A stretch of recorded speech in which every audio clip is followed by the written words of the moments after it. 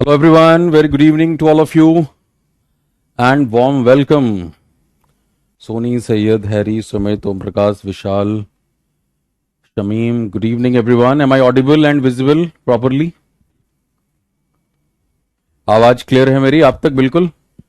Good evening Nitesh, अक्षत. सो हमारी मुलाकात I think 1 week के बाद हो रही है. Avneesh, finally I am watching this session. Yes, I was busy in some work, some कुछ फैमिलियल वर्क में मैं बिजी था और इसकी वजह से आपकी क्लासेस नहीं हो पाई. और एक सूचना और भी है आपके लिए कि कल भी हमारी क्लासेस होंगी. सो कल शाम को भी हम 6 बजे मिलेंगे, ठीक है? चलो भाई, तो लास्ट सेशन काफी इंटरेस्टिंग था जहां पे हमने प्रोनाउंसिएशन को लेकर के जो बेसिक्स हैं उनके बारे में बात की थी. वॉवल साउंड्स, कॉन्सोनेंट साउंड, कहाँ कम बोलना है, ज्यादा बोलना है, राइट, और ज्यादा बोलना है, ये सारी की सारी चीजें जो हैं वो हमने डिस्कस की थी. अब जो है स्पीच ऑर्गन्स का क्या रोल है, मैंने आपको बताया था कि इस क्रम में जब हम आगे बढ़ेंगे, अब उच्चारण की शुरुआत हो चुकी है, तो कौन कौन से ऑर्गन्स इस्तेमाल होते हैं, उनको किस तरीके से यूटिलाइज करना है, उस सारी गणित को समझेंगे. उसके बाद कुछ और टर्म्स जो आप बार बार सुनते हैं स्पीकिंग के लिए, like what is pitch of sound, intonation क्या है, कैसे बोलने में मीनिंग के अनुसार, इमोशंस के अनुसार उसमें फर्क आता है, वो भी हम इन सेशंस में देखेंगे आगे. तो आ जाओ, शुरुआत करते हैं. स्पीच ऑर्गन क्या होते हैं? Any of the organs as the larynx, tongue और lips playing a part in the production of articulate speech, वो सब स्पीच ऑर्गन के अंदर आता है. अब इसमें डिटेल्ड मैनर में अभी हम देखने वाले हैं कि कौन कौन से ऑर्गन्स हैं, कौन एक्टिवली पार्टिसिपेट करते हैं, कौन पैसिवली करते हैं. स्पीच ऑर्गन्स आर आर्टिकुलेटर्स, क्योंकि आर्टिकुलेट वही कर रहे हैं, उनसे ही बात निकल करके साफ साफ आपको सुनाई दे रही है, समझ आ रही है, तो इनको हम आर्टिकुलेटर्स भी कहते हैं. Are of two types, passive articulators and active articulators. Passive articulators remain static during the articulation of sound. Upper lips, teeth, alveolar ridge, hard palate, soft palate, uvula and pharynx wall are passive articulators.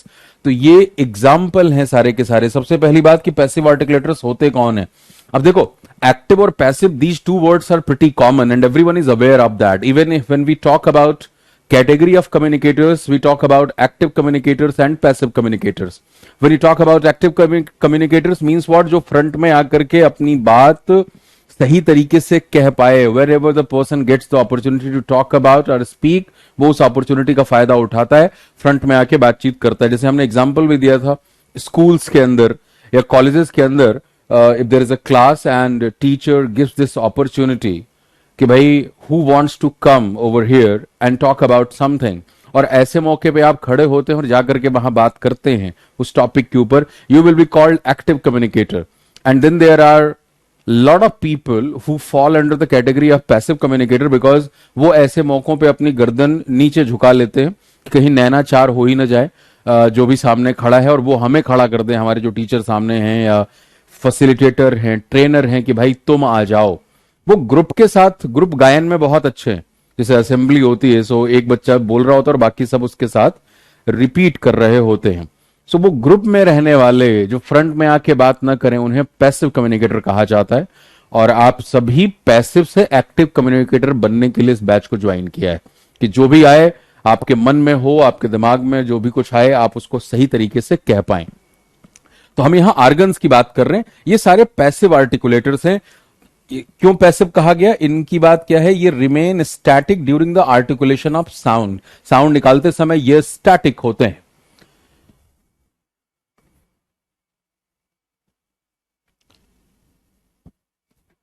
Sound नहीं आ रहा है, किसको sound नहीं आ रहा? अमरीश को.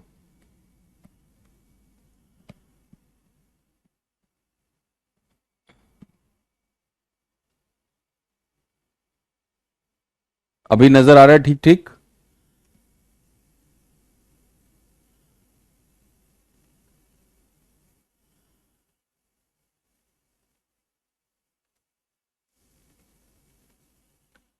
शिवम कह रहे हैं sir I score 14 CHSL before I could not score more than 25. Syed sir आप इंग्लिश स्पेशल 14 में, मेरी 45 में मेरी सिस्टर को परचेज करके दिया था, उसका कहना है आप जैसा टीचर अभी तक नहीं देखा, हर एक डाउट क्लियर करता हो। Thank you so much. चलिए सैयद, बहुत अच्छी बात है, आपकी सिस्टर को पसंद आया। चलो, अब नजर आ रहा है, ठीक है। अभी तो ध्यान से बातों को सुनना है, बस आपको समझना है, क्योंकि ये चीजें जनरली स्पोकन में नहीं पढ़ाई जाती हैं, ठीक है। इसीलिए सारा ज्ञान, और मैं इसको कंपाइल भी कर रहा हूं कि ढंग से आपके पास एक बुकलेट के फॉर्म में हो, कि आप एक अच्छे स्पीकर बन सकें। अब देखो इसमें कौन कौन सी चीजें हैं। अपर लिप्स, लिप्स है हमारे, टीथ है, अभी देखोगे आप एल्वेलर रिज क्या होता है, हार्ड पैलेट सॉफ्ट पैलेट में क्या फर्क है, यूवुला, फेरिंग्स वॉल और passive articulators. Active articulators move relative to these passive articulators. तो जाहिर तौर पे जो आपके एक्टिव आर्टिकुलेटर्स हैं उनमें मोशन होगा इनके मुकाबले, to produce various speech sounds in different manners. The most important active articulator is the tongue. Tongue का बहुत रोल है साफ साफ बोलने में, और टंग के भी इतने सारे पार्ट हैं, मतलब टिप है, और अभी आप बहुत सारे जो उनके टर्म्स हैं वो सब आगे देखोगे। The most important active articulator is the tongue. The lower lip and the glottis are other active articulators. Lower lip active में है और upper lip जो है वो किस में है, वो पैसिव में है। अब क्यों है वो आपको समझ में आ रहा है कि ऊपर वाला जो है वो तो रहेगा ही। जनरली मोशन कहां से होता है, नीचे वाले लिप से होता है, क्योंकि आपकी जॉ बोलने में खुलेगी। अब आप बोलो बर्ड, कार। अब मैं जब बर्ड बोल रहा हूं तो अपर लिप तो वही है, लेकिन अब जब मैं कार बोल रहा हूं तो नीचे वाली लिप को और खोलना पड़ रहा है, कार, बर्ड।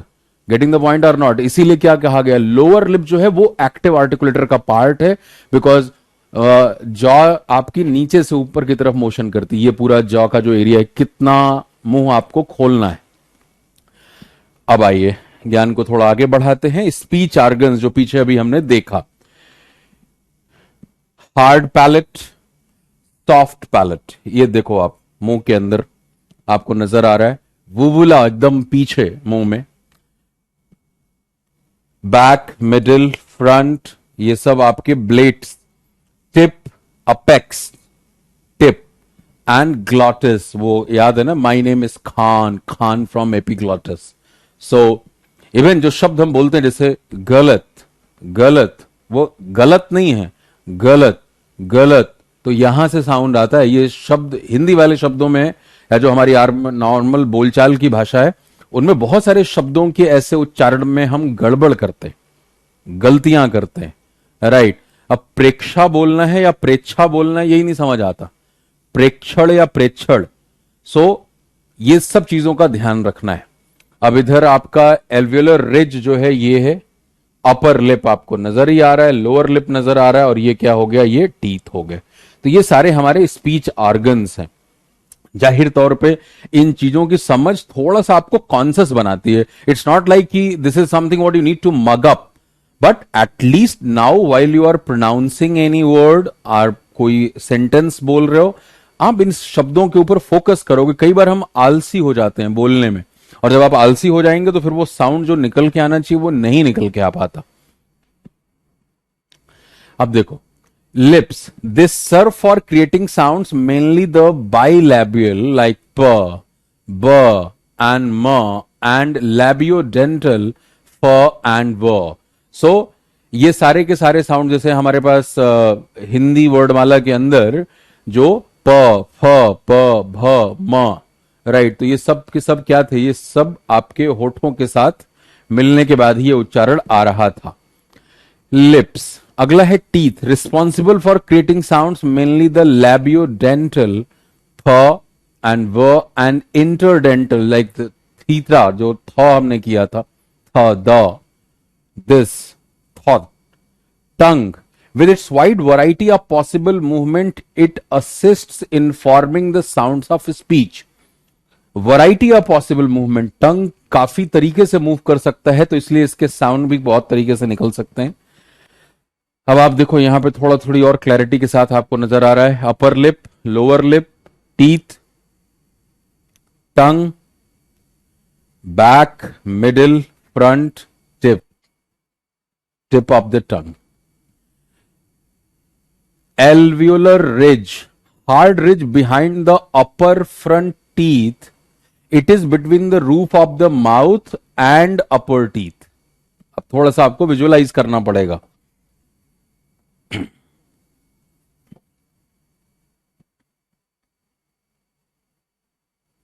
ये देखो आप यहां पे, तो ये क्या है? ये आपका एल्व्यूलर रिज है. इसकी पोजीशन बताई गई है. Hard ridge behind the upper front teeth. It is between the roof of the mouth and the upper teeth. For the sound saw, air from the lungs continuously through the mouth, but the tongue is raised sufficiently close to alveolar ridge, the section of the upper jaw containing the tooth sockets, to cause friction as it partially blocks the air that passes. Right? ये function है. अब देखो यहां पे थोड़ा सा और clarity से आपको ये पिक्चर नजर आ रहा है. This is what, this is alveolar ridge. ये सारे के सारे दांत आपको नजर आ रहे हैं, और जो अपर पैलेट है, अपर रूफ है, उससे और दांत के बीच का ये एरिया है. Hard palate, a thin horizontal bony plate of the skull located in the roof of the mouth. A thin horizontal bony plate of the skull, bony plate वो हार्ड होगा. The interaction between the tongue and the hard palate is essential in the formation of certain speech sounds, notably ta, da, ja. Right. तो आप खुद एक बार class देखते समय जरा खुद उच्चारण करके देखो कि क्या ये टच हो रहा है कि नहीं हो रहा. टंग और हार्ड पैलेट दोनों की जरूरत पड़ती है इन साउंड्स को निकालने के लिए.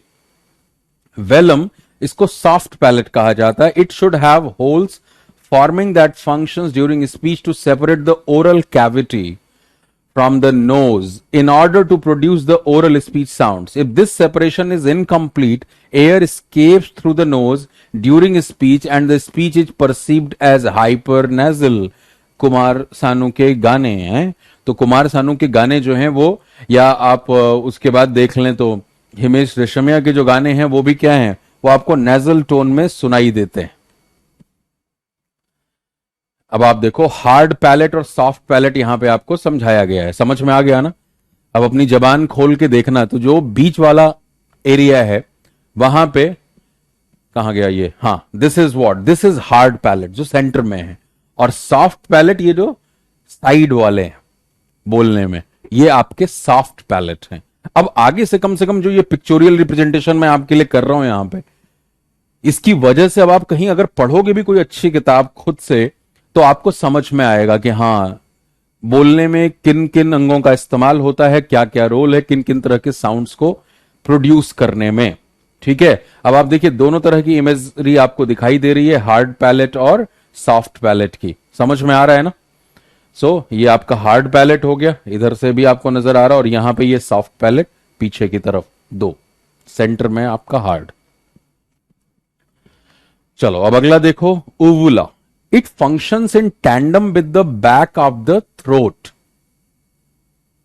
थ्रोट की स्पेलिंग टाइपिंग में गलत होगी शायद, नहीं सही है. So the palate and air coming up from the lungs to create a number of guttural and other sounds.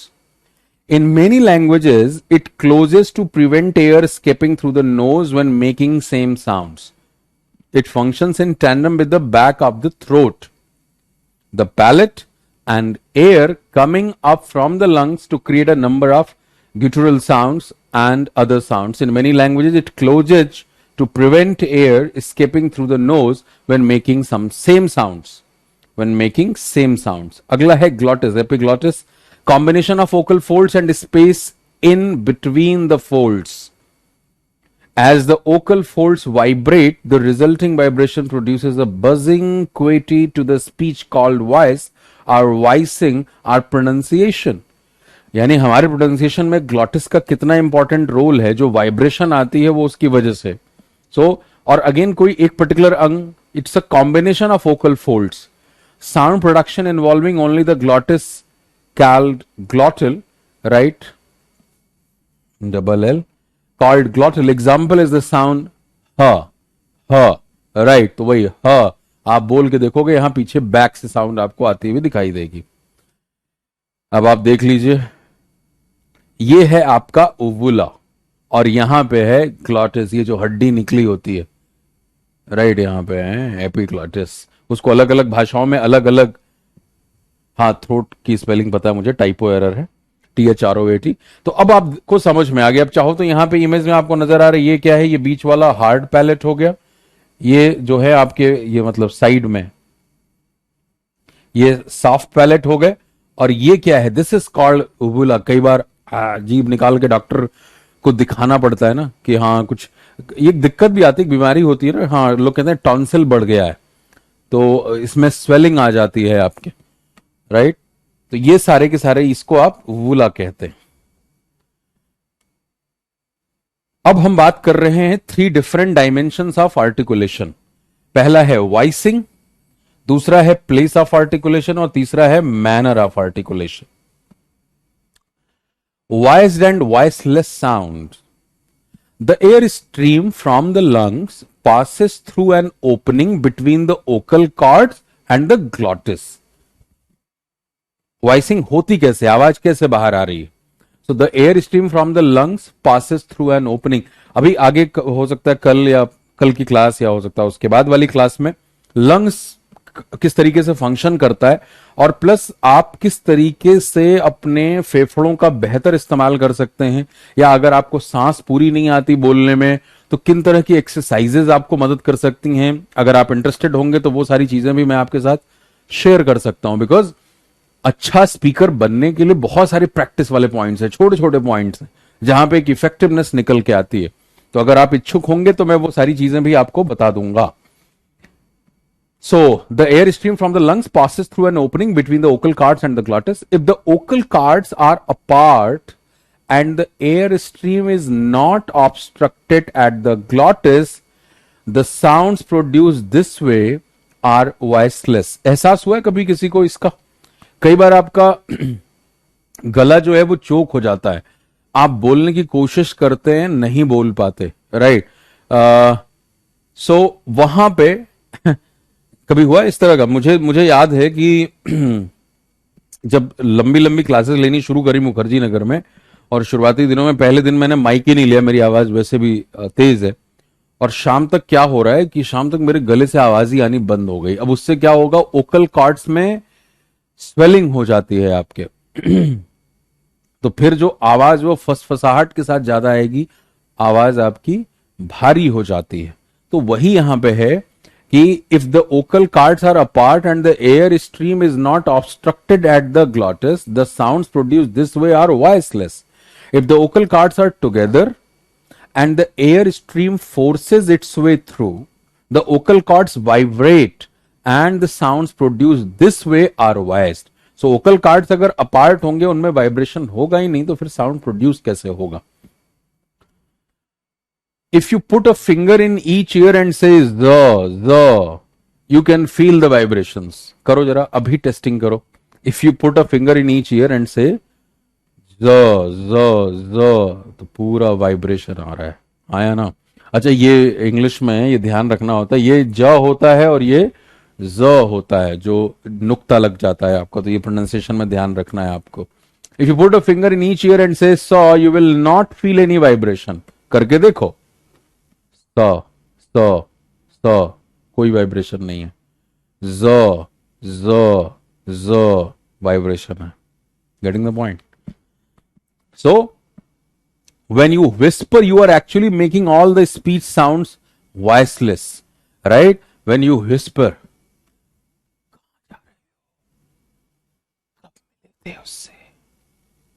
तो ये क्या है, जैसे बहुत सारे ये जो आपके नाम मुझे नहीं ध्यान आ रहा, आपने भी सोशल मीडिया पे देखा होगा, बहुत सारे जो मिमिक्री आर्टिस्ट होते हैं और वो अलग अलग तरह की आवाजें जो निकालते हैं, उन आवाजों में सारा कमाल इन स्पीच ऑर्गन्स का ही तो है कि अमरीश पुरी की आवाज निकाल रहे हैं तो कैसे निकाल रहे हैं, बेस कितना चाहिए, और अमोल पालेकर की आवाज निकाल रहे हैं तो कैसे निकाल रहे हैं। सो दिस इज समथिंग जो कि सब इसी के परमिटेशन कॉम्बिनेशन से निकल के आता है, ठीक है। हॉरर मूवीज की आवाज या डरे हुए की आवाज, सहमी हुई आवाज, आप किस तरीके से बोलते हैं। तो कहने का क्या मतलब है कि हम अपने मदर टंग में या नॉर्मल बातचीत में ये सारी चीजें बचपन से करते आ रहे हैं, बट अब यहां पे क्या है, क्योंकि स्पोकन का बैच है तो थोड़ा उसका साइंस हम समझने की कोशिश कर रहे हैं। जो शायद इन जनरल अभी तक ना देखी हो, पढ़ी हो, सुनी हो हमने, तो उसको हम थोड़ा कॉन्सियसली करेंगे। और जब आप उसको कॉन्सियसली करेंगे और वो इंग्लिश स्पीकिंग के अंदर आप ट्रांसलेट कर पाओगे उन चीजों को। ट्रांसलेट का मतलब यहां मैं अनुवाद की बात नहीं कर रहा, ट्रांसलेशन का मतलब कि एक चीज को दूसरे में शिफ्ट करना। तो whatever you have learned in these classes, if you are able to translate those learnings in your practice while you are speaking and you are consciously using all these learnings, तो वो आपकी speaking में नजर आएगा। Consonants result from constriction or blockage in the oral cavity. First criteria for defining a consonant is its place of articulation. First criteria. Where the constriction or blockage occur. The second criteria is the manner of articulation, what kind of construction or blockage it is. Right. Typist से typing error हुआ है, कोई बात नहीं, ये सब correct हो जाएगा। सो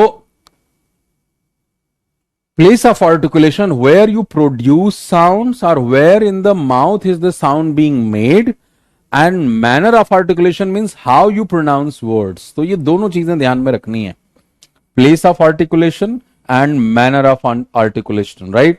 कि भाई कंठ से कौन सी आवाज है, दंत से कौन सी है, होष्ठ से, ओष्ठ से कौन सी है, आपके कंठ, तालु, मूर्धा, दंत, होष्ठ हैं ये 5 consonant. Jay Vijay Sachan is the mimic artist, yes. So, Indrajit is saying, sir, please speak in English. You are speaking totally in Hindi. Indrajit, whatever is written out here, that is in English. And because it's a new content for most of the aspirants, students watching this particular class, that is why I'm explaining this. Because अगर आप English को बोलने के लिए आए हैं तो जाहिर तौर पे अपनी मदर टंग के साथ कनेक्ट करके ही तो बोलोगे, so don't worry about that. The main purpose of any kind of communication is what? That you should be able to transfer your information to the other party. Whatever you are intending to transfer, वो समझ आना चाहिए, तो इसलिए थोड़ा समझाने में ये सब इस्तेमाल हो रहा है, आप उसकी चिंता ना करें। आ जाओ।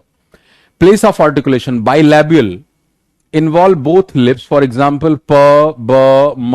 For example, pop, bob, and mom. Because this particular term bilabial we have seen earlier. Then there is a labiodental, involve the bottom of the lip and top teeth. Bottom of lip and top teeth. F, v. For example, far, father, very, vision. आगे और भी देखोगे आप, when we'll talk about vocal intonation and pitch and all. So intonation is more of an attitude कि किस तरह से आप उसको बोल रहे हैं, क्या पर्पस है आपका। लेकिन if you are pronouncing a word in an isolated manner, pronunciation would be different. And अगर आप उसको एक सेंटेंस में बोल रहे हो, then the pronunciation would be different.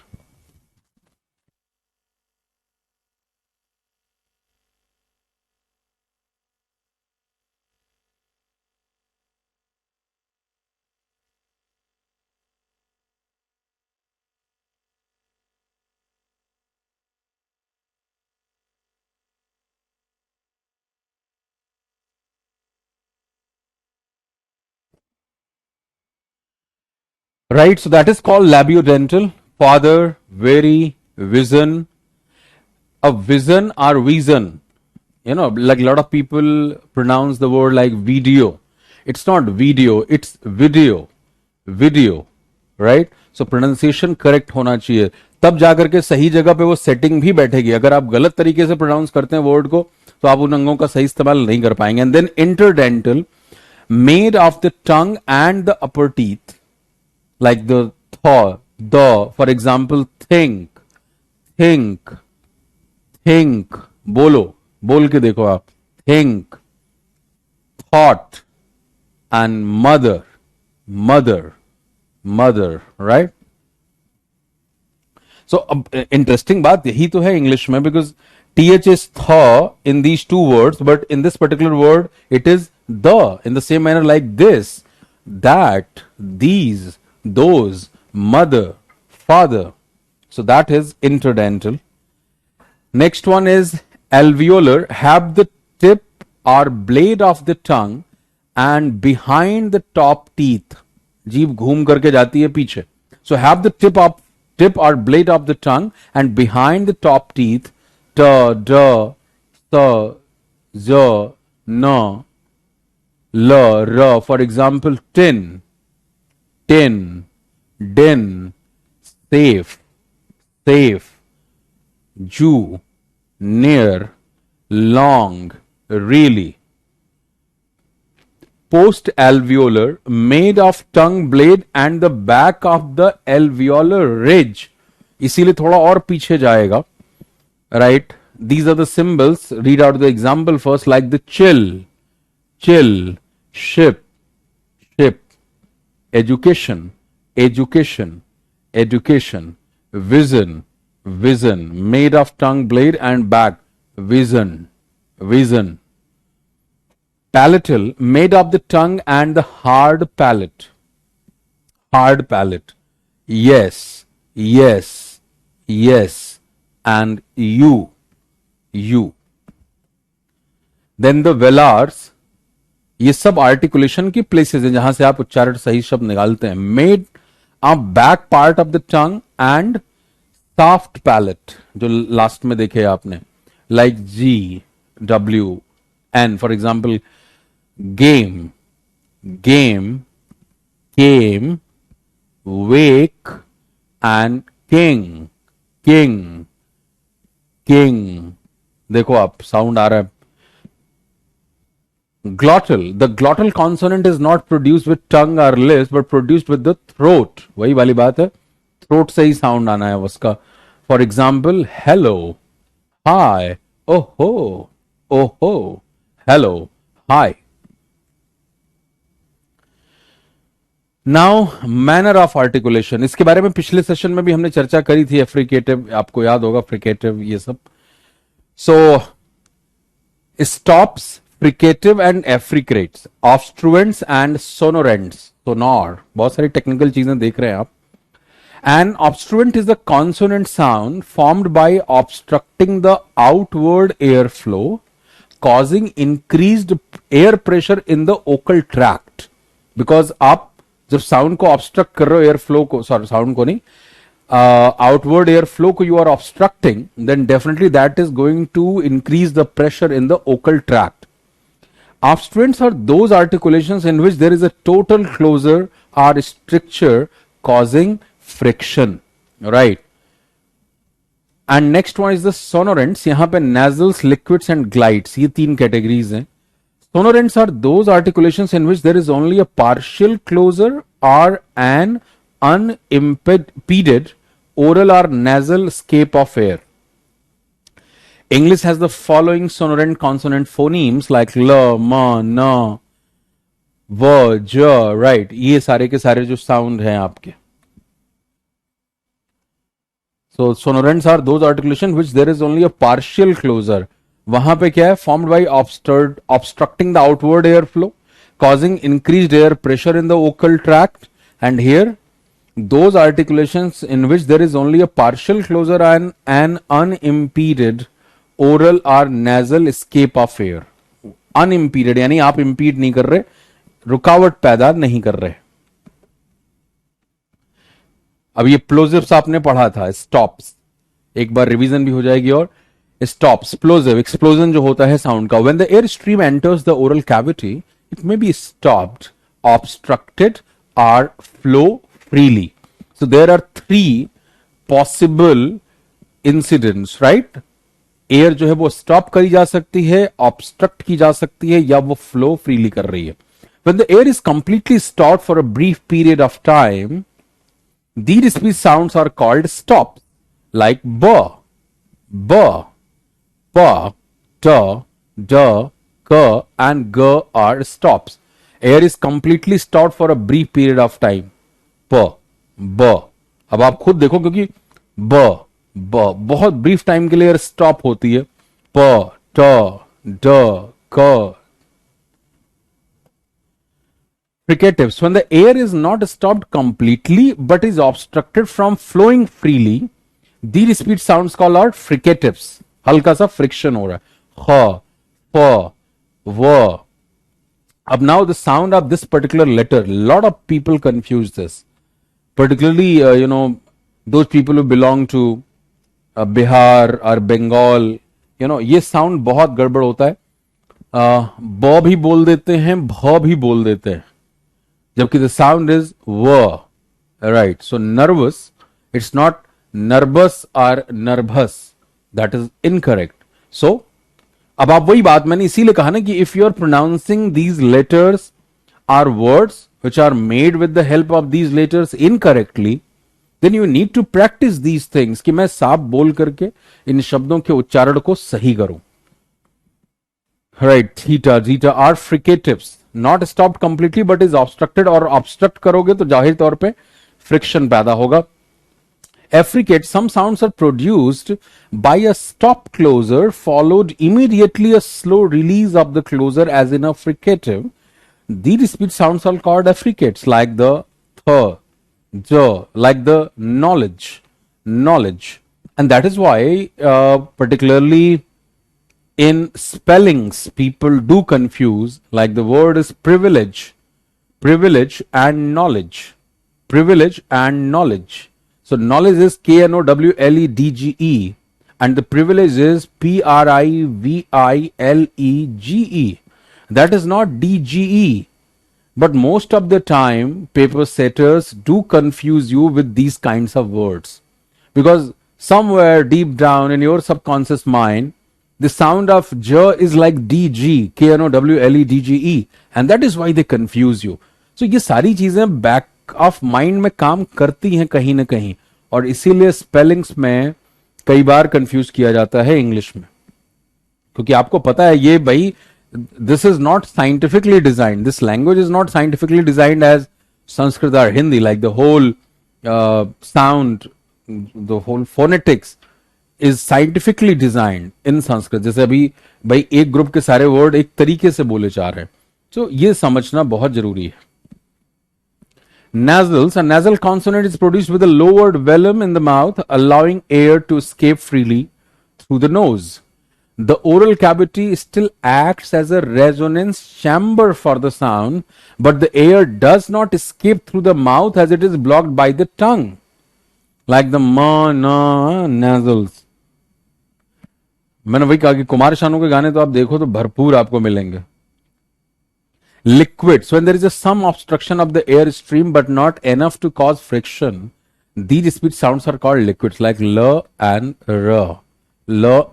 r, right? So ये liquids में आते हैं. Fluidity ये बोलने में, मतलब there is some obstruction of the air stream but that obstruction is not enough to cause friction, and these speech sounds are called liquids because that is fluid, right? उसमें उतना friction नहीं हो रहा.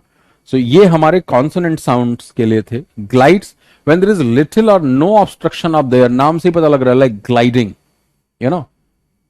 जैसे आप रोल्स रॉयस की गाड़ियों के लिए ये इस्तेमाल होता है कि वो इस तरह से चलती हैं, it seems like that they are gliding in air because suspension setup is like that, the whole mechanism is like that you feel that car is gliding in air, there is no friction at all. So when there is little or no obstruction of the air stream in the mouth, these speech sounds are called glides or semi-vowel.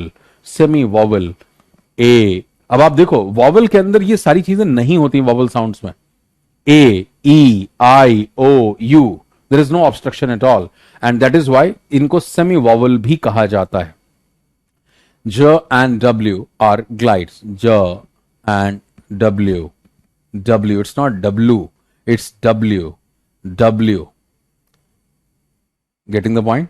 So, next one is conclusion of this particular part.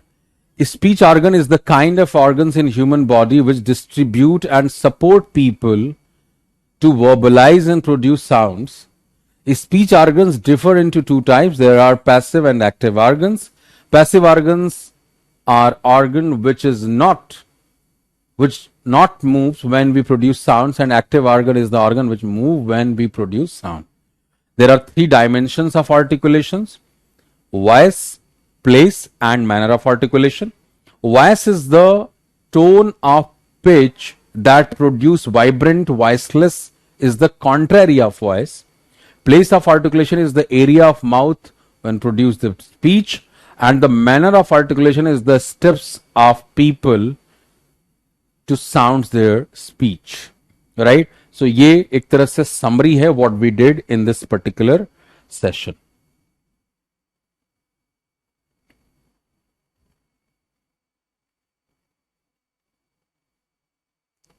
Got it? एक बार और imagery देख लो आप, फिर हम आगे बढ़ते हैं अगले स्लाइड की तरफ. एक बार ऑर्गन्स आप दोबारा देख लें. Right, so that you could have this image. Glottis everyone is clear with. Uvula is clear. Right, hard palate, soft palate. Soft palate is also known as velum. Right, and alveolar ridge. Positioning आपको समझ आ गई. This is the alveolar ridge. ये दांत है आपके front, बिल्कुल, यानी hard palate और दांत के बीच का जो एरिया है.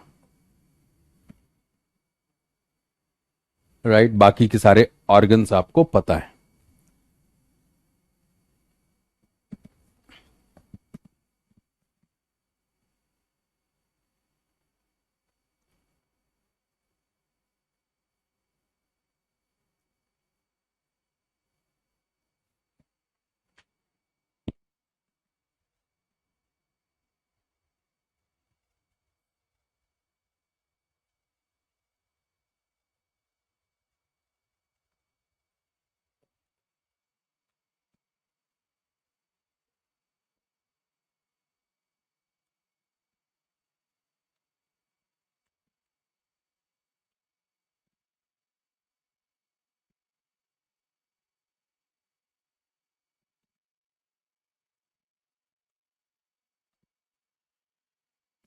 So now the next topic in the series is voice and intonation.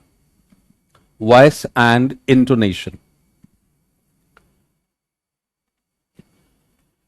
Vocal characteristics, vocal range, speaking rate, WPM what we call.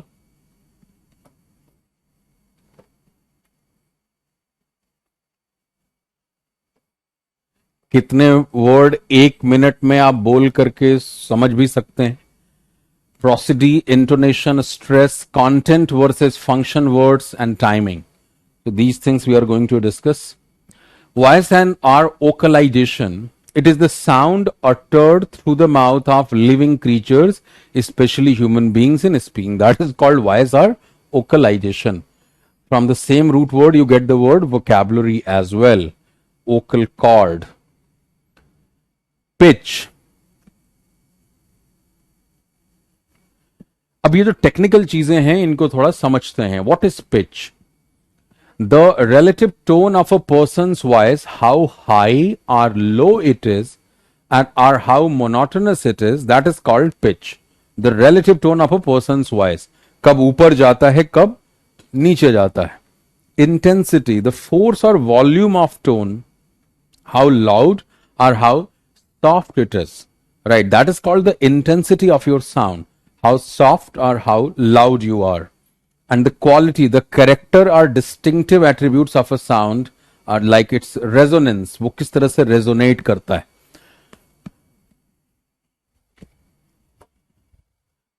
Vocal range, it is the span from the highest to the lowest note, that is pitch. इसी को pitch कहा गया जो a particular voice can produce. It is the span from the highest to the lowest. The basic choral ranges are soprano. अब ये सारे terms आपने कई बार सिंगर्स के लिए सुने होंगे, या जब आप अपना म्यूजिक सिस्टम ऑपरेट करते हो, then again you use the word base और treble, right? So soprano is what? The highest of the four standard singing voices for women.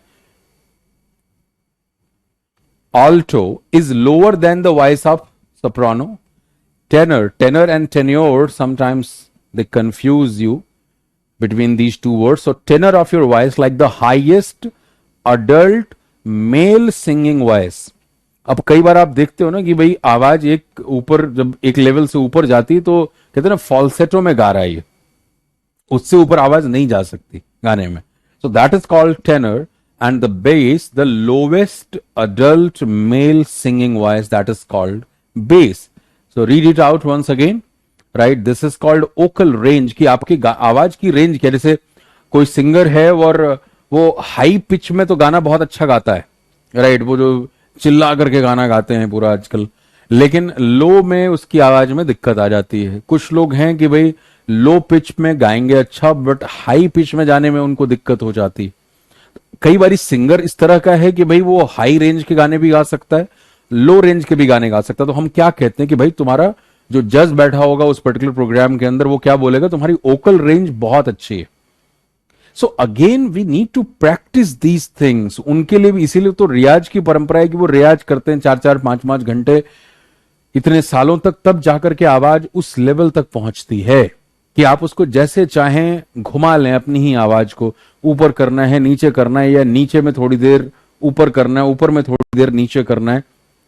So that is called vocal range. Highest of the four standard singing voices for women, soprano. Alto is lower than the voice of soprano. Tenor is the highest adult male singing voice and bass is the lowest adult male singing voice. Define करने के point of view से. Speaking rate. It is the person's talking speed, how fast or how slow it is. A person can talk at 140 to 160 words per minute, what we call WPM in short, and be clearly understood. Women speak faster on average than men, right? The speech of rapping is usually measured in syllables per second or per minute. कितने syllables आप use कर रहे हैं. तो ये है आपका WPM. But again देखो, यहां पे ये रीडिंग में भी हम इसका इस्तेमाल करते हैं, but it's not about just like how many words you have gone through, कितने शब्द आपने पढ़े. It's not about that, it's about understanding.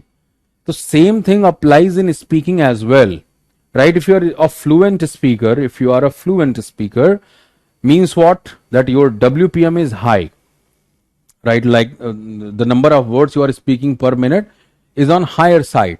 But the point is what, that the other party, other person is able to understand what you are saying or not.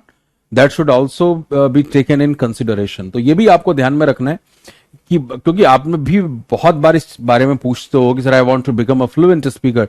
That is all fine, fluency is all fine, but fluency should not come at the cost of understanding whatever you are trying to say, or at the cost of the weight of the words, like जितना intensity देना है आपको, vocal stress देना है, उतना आप नहीं दे रहे क्योंकि आपको जल्दी बोलना है. तो इन चीजों का ध्यान आपको रखना है. Got it?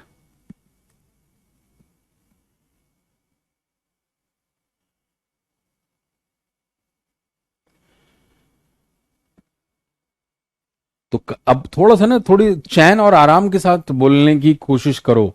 घर पे भी आपको भी अच्छा लगेगा जब कोई थोड़ा सा अच्छे स्लो पेस में बात करता है.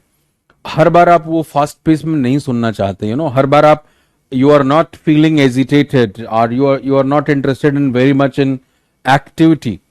You want some sort of soothing stuff, something which kind of give you some sort of peace, some kind of sound that relaxes you. So a lot of videos on YouTube as well where you get the sound of for meditation.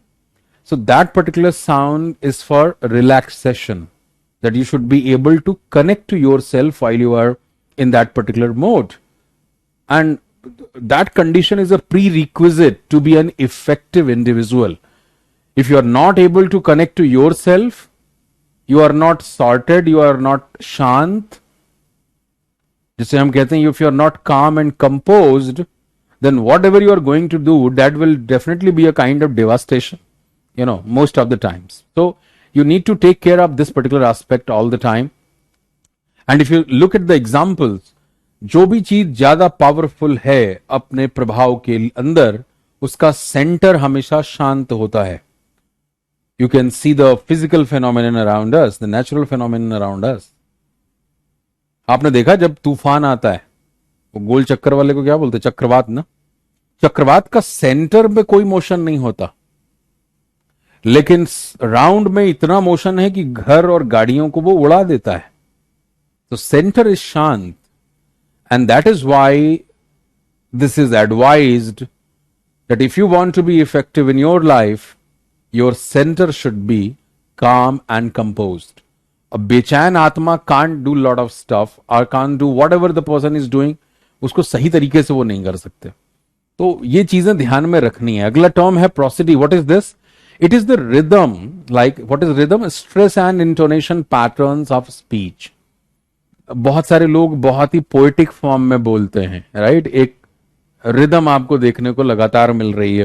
तो कई बार वो rhythm set कर लेते हैं. This is something जो आपको दोहों में सुनाई देता है, गीतों में सुनाई देता है. There is a rhythmic pattern. That is why they write song in meter, because एक पर्टिकुलर नोट पे उसको खत्म होना है. ठीक है. सो the variation of the length and accentuation of a series of sounds, that is called what? Rhythm. कि उसमें कैसे आप पैटर्न में चेंज लेके आ रहे हैं. सो रिदम यू कैन सिंपली सी, जो पोएम्स होती हैं, जो जब उन पोएम्स को पढ़ते हैं तब आपको ये नजर आ सकता है.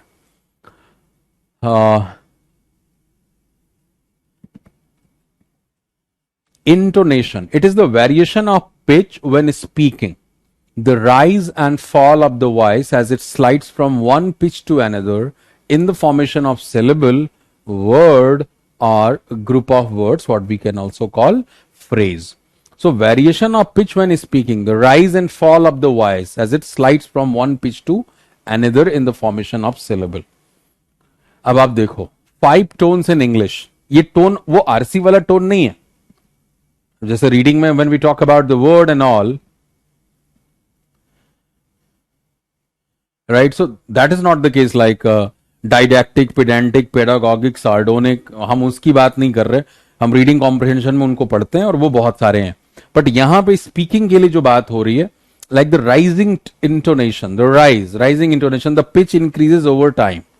The fall, rise, dipping intonation, the pitch falls, then rises. The rise, fall,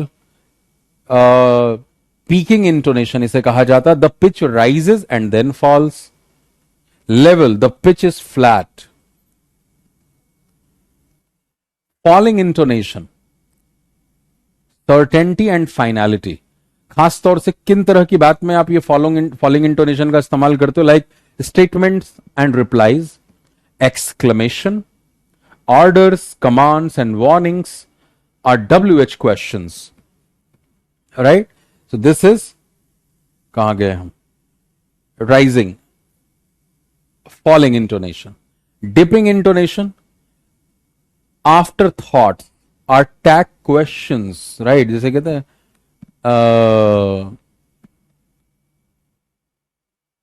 he does not write blog nowadays, does he? तो अब यहां पे क्या है? That is the dipping intonation, after thoughts or tag questions. Ida is coming.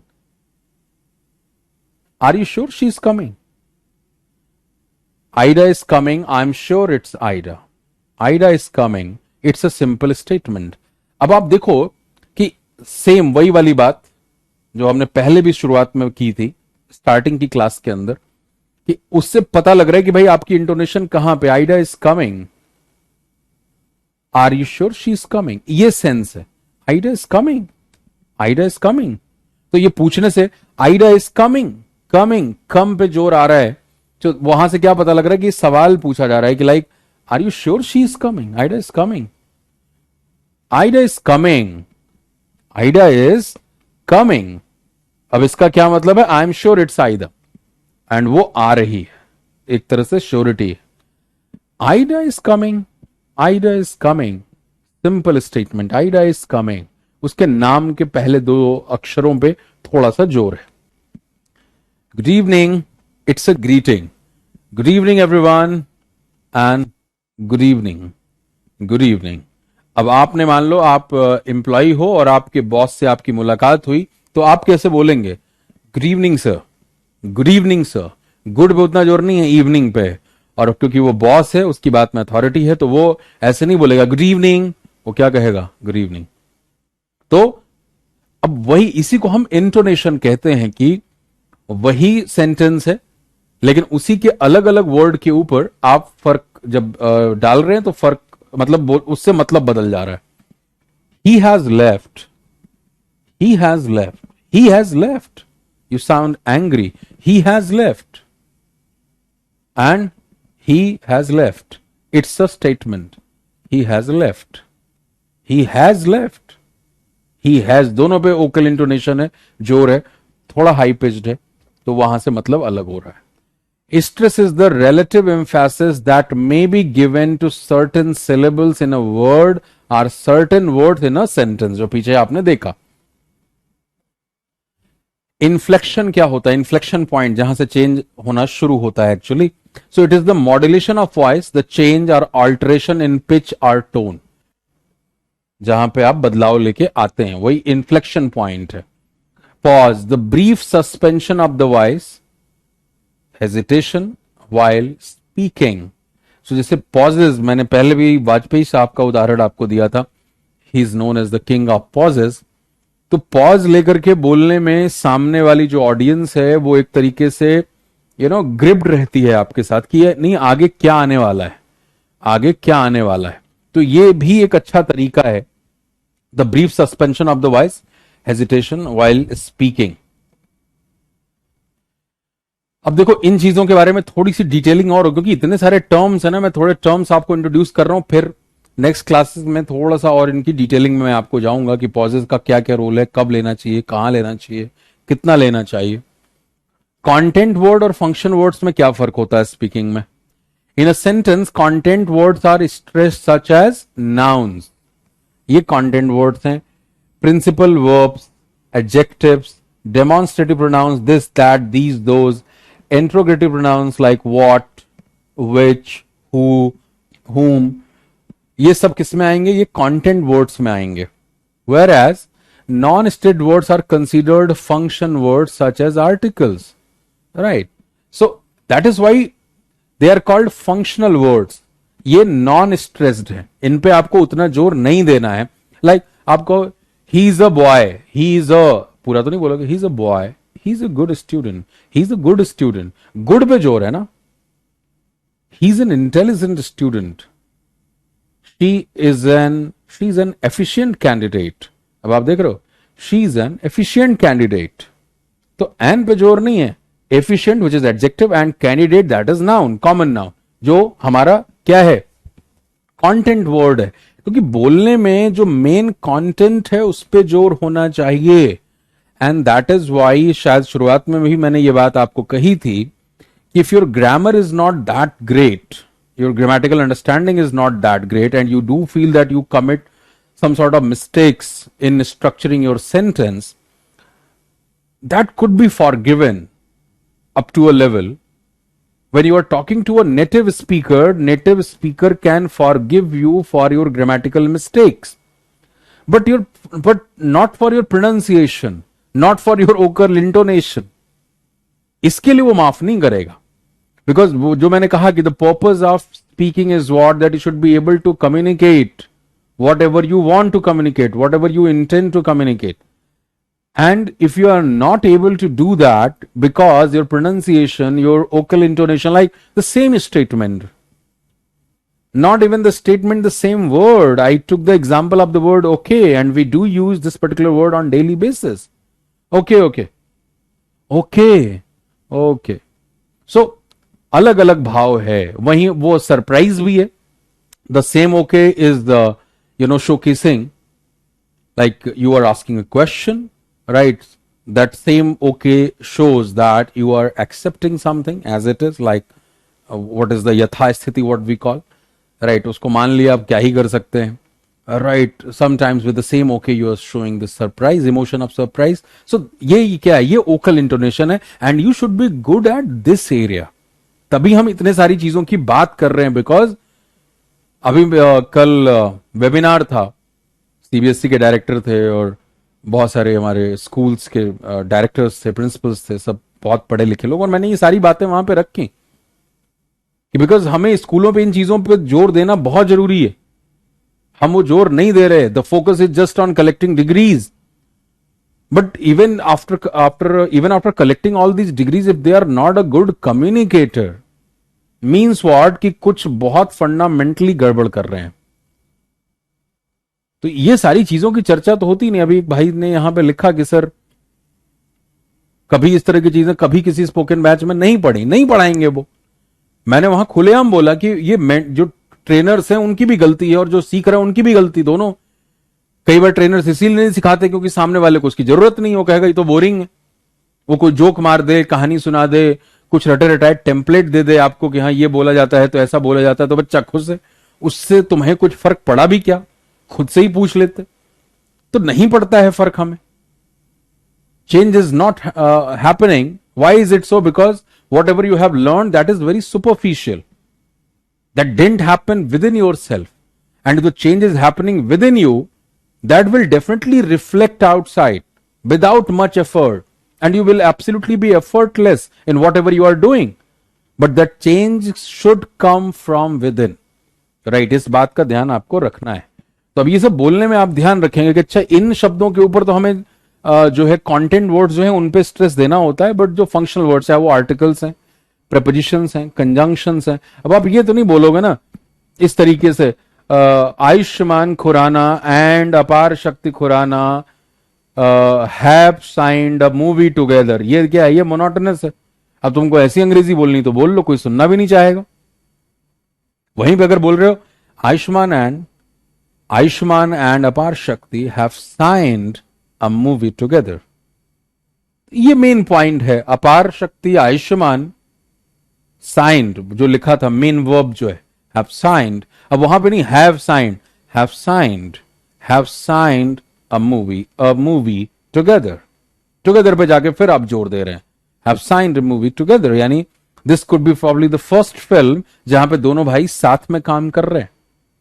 तो देखो मैंने ये सारी चीजें ऐसा नहीं कि ये सब लिटरेचर पढ़कर के सीखी थी। मैं आपको बार बार वही कहता हूं जो चीजों में मैंने अपने ऊपर अप्लाई की। मैंने बहुत सारा कुछ सुना और देखा, जहां पे कानों में सही उच्चारण, सही स्ट्रक्चर पड़े, न्यूज रीडर्स को सुना, प्राइम टाइम स्लॉट्स में न्यूज चैनल्स को सुना, डिस्कशंस को सुना, और वहां से ये ऑटोमेटिकली चीजें इंप्रूव होती चली गई। लेकिन अब आप जब ये सारी चीजें पढ़ भी रहे हैं, आपको ज्ञान इतना पहुंच रहा है। मुझे तो ये ज्ञान अपने समय में नहीं मिला था। मैं 10 साल पहले की अगर बात करूं तो मैं तो ऑब्जर्व करके मैंने चीजों को सीखा है। लेकिन आपके लिए अब ये अच्छा है कि आपको मैं ये सारा ज्ञान भी दे रहा हूं, साथ ही साथ आपके पास मीडिया का एक्सेस इतना है। मेरा तो नेट खत्म हो जाया करता था, पहले वो 5 GB आया करता था, 2009-10 में वो टाटा डोकोमो का डोंगल लगा करता था। तब तो नेट भी बहुत मुश्किल था, तो कुछ देखना सुनना डाउनलोड करना बड़ा खर्चीला प्रोसेस होता था। आज ऐसा बिल्कुल भी नहीं है। तो आज अगर if anyone is interested in improving his और हर पर्सनैलिटी और communication skills at such, because communication skills play a very crucial and important part of your overall personality, and you do know this thing, you do understand the importance of this particular skill set, but कई बार हम उसको नजरअंदाज करते हैं।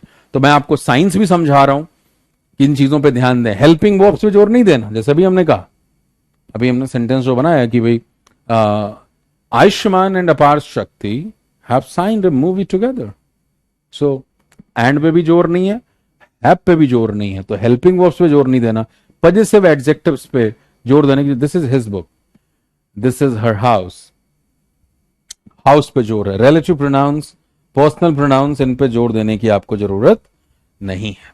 सो कुछ और technical ज्ञान आपने यहां पे लिया, ये सब आपको नोट के फॉर्म में मिल जाएगा, ठीक है। So that's all for today's session. Yes yes yes, हाँ टाइम भी हो चुका है, हैवी हो गया सेशन है, काफी कुछ पहुंच गया आप तक। चलिए, so that's all for today's session, let's catch up tomorrow, और फिर इसके आगे प्रोसीड करेंगे हम। टेक्निकल चीजें मैं थोड़ा सा पहले लेके आया क्योंकि वॉवेल और कॉन्सोनेंट की बात हो रही थी, वॉवेल साउंड्स, कॉन्सोनेंट साउंड्स, तो मुझे लगा कि ये हिस्सा हम पहले कवर कर लें और उसके बाद फिर हम स्किल वाले एरिया में एंटर करेंगे, ठीक है। चलिए, thank you very much everyone. And जिन लोगों ने भी बाद में ज्वाइन किया है, पीछे के वीडियो जरूर देख लीजिएगा। कल हमारी क्लास होगी, ध्यान रखेंगे आप इस बात का।